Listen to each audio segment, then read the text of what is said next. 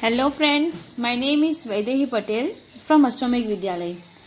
बच्चों, हम लोगों ने अगले वीडियो में चैप्टर 4 उठो धरा के अमर सपूतों का मैंने आपको टैप रिकॉर्ड द्वारा सुनाया था और यहाँ से यहाँ तक मैंने आपको एक्सप्लेन भी किया था कि आज़ादी की नई सुबह में नई चर्चाएं हो रही है, नए विचारों की किरणें फैल रही हैं।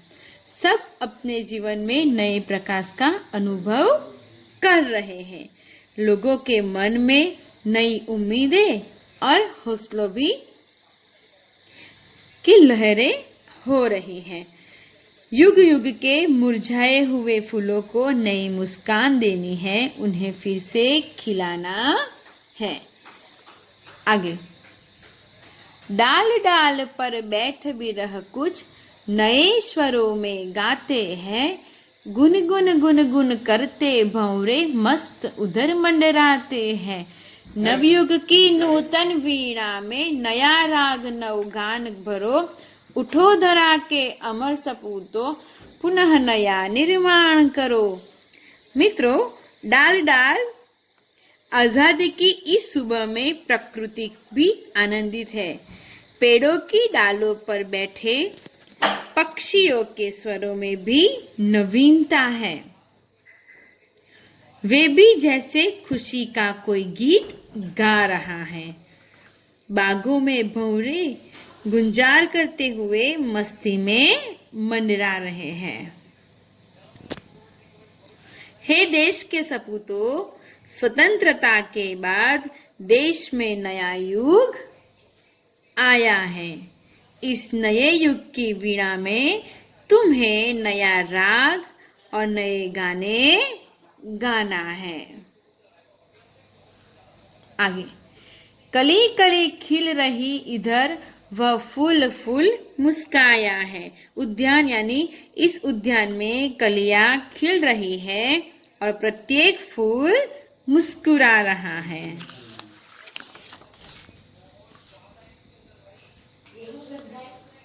धरती माँ की आज को रही नई सुनहरी काया है।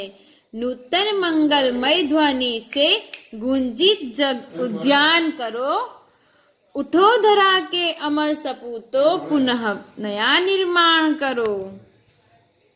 तो हमें स्वतंत्रता के सूर्य का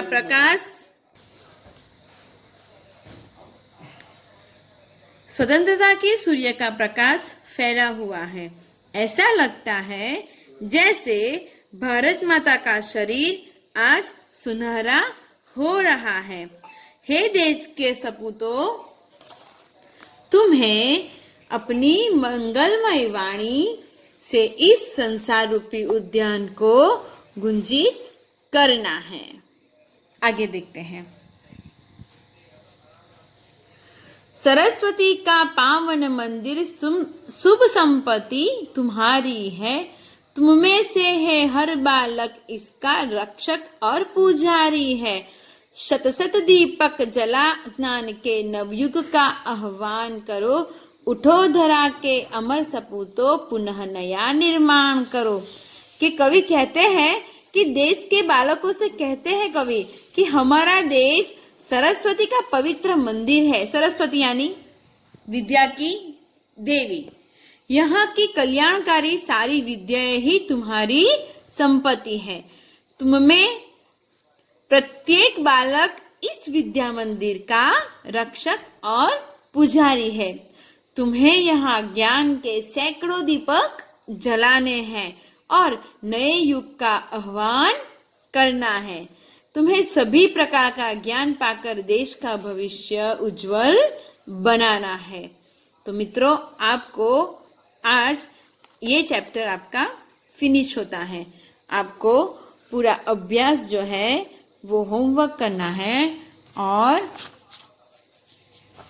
ये जो स्वाध्याय है वो भी आपको होमवर्क करना है। और उससे पहले मैं जो अंडरलाइन करके आपको भेजती हूँ वो आपको 2 टाइम्स वो शब्दों लिखना है। निर्माण, जीवन, नवस्फूर्ति, ज्योति, उमंगे, सास, सपूतो, स्वरो, भौरे, मंडराते, मुस्काया,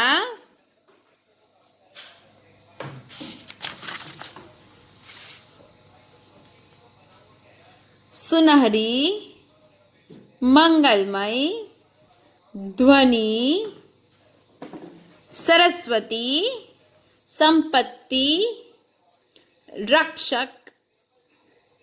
इतने जो शब्द है मैंने अंडरलाइन की है वो आपको आपकी नोटबुक में डेट, चैप्टर्स का नाम और आपको ये जो शब्द है वो 2 बार आपको आपकी नोटबुक में अच्छे गुड हैंडराइटिंग में लिखना है। बाद में अभ्यास और स्वाध्याय है मित्रों। अब आगे हम लोग देखेंगे संज्ञाएं। संज्ञा यानी आप सीख ही चुके हैं संज्ञा, है ना। निम्नलिखित वाक्यों में से संज्ञा ढूंढकर उसका भेद बताइए। पहला वाक्य जो है कि सोना कीमती धातु है। मित्र, इस वाक्य में सोना कीमती धातु है तो कौन सी संज्ञा है इसमें? सोना और संज्ञा का नाम द्रव्यवाचक संज्ञा। क्यों द्रव्य? द्रव्य यानी सोना एक द्रव्य है जो हम लोग पहनते हैं, वो धातु है। आगे, गंगा पवित्र नदी है। क्या आएगा? गंगा। तो कौन सा आएगा?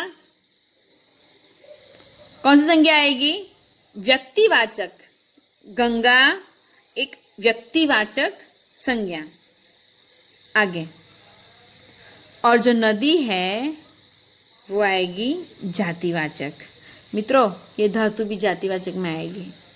सोना जो है वो द्रव्यवाचक, धातु जो है वो जातिवाचक, गंगा वो जो है व्यक्तिवाचक और नदी जो है वो जातिवाचक। आगे, उमंग दौड़ रहा है। उमंग व्यक्तिवाचक, एक व्यक्ति का नाम इसमें बताया गया है। दल जा रहा है। मित्रों, दल, दल यानी समूह, है ना। एक दल, दल दल मतलब ग्रुप। ग्रुप में एक नहीं, एक से ज्यादा होगा तो हम ग्रुप में बोलेंगे। तो दल जा रहा है तो वो समूहवाचक संज्ञा आएगी। राजेश भय के कारण जंगल में नहीं गया। तो जंगल, जंगल में क्या आएगा? जातिवाचक, है ना। आगे, निम्नलिखित विधान पढ़िए और समझिए। जयेश ने कीर्ति को साड़ी दी। बगीचे में एक लड़का आया। जातिवाचक। जयेश ने कीर्ति को साड़ियाँ दी।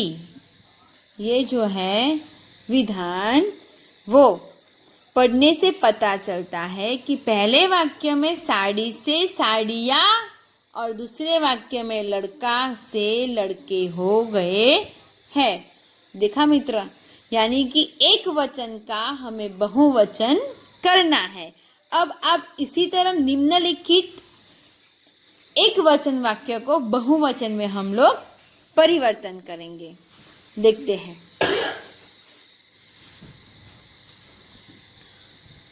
मुझे लुटेरे का डर था। क्या आएगा मित्रों? एक वचन वाक्य के बहुवचन में हमें लुटेरों का डर था। ये एक वचन, मुझे सिर्फ मतलब एक ही व्यक्ति, एक ही बालक को लुटेरे का डर था। लेकिन हमें एक वचन से बहुवचन में करना है तो मुझे की जगह आएगा हमें और लुटेरे की जगह पर आएगा लुटेरों का डर है। आगे देखते हैं। पक्षी ने उड़ान भरी। क्या आएगा? पक्षियों ने उड़ाने भरी, एक से ज्यादा पक्षी समूह में, है ना। तीसरा, उसने मुझे मिठाई दी, उन्होंने हमें मिठाइयाँ दी। आगे देखते हैं। निम्नलिखित वाक्य पढ़िए और वाक्य में गढ़े काले शब्दों को समझिए। बहुवचक संज्ञा के रूप में बच्चे प्रार्थना करते हैं, बहुवचक। नदी की चौड़ाई अधिक है। जातिवाचक संज्ञा, बच्चों की प्रार्थनाएं बेकार नहीं जाती। लिसन, बहुवचक संज्ञा है, बच्चे प्रार्थना करते हैं, लेकिन इसको हमें जातिवाचक संज्ञा में करना है, तो बच्चों की प्रार्थनाएं बेकार नहीं जाती। आगे,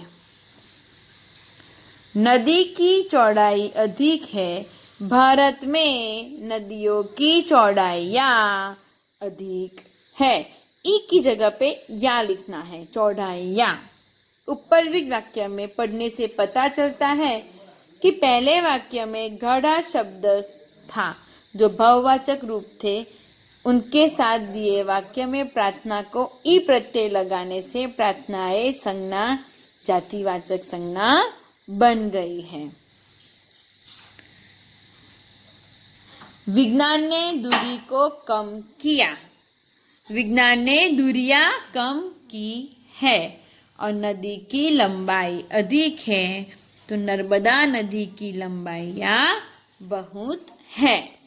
मित्रों, आपको सिर्फ ये समझना है, तो ये आपको नोटबुक में नहीं लिखना है, सिर्फ आपको ये एक टाइम अच्छी तरह से रीड करना है। Okay, thank you.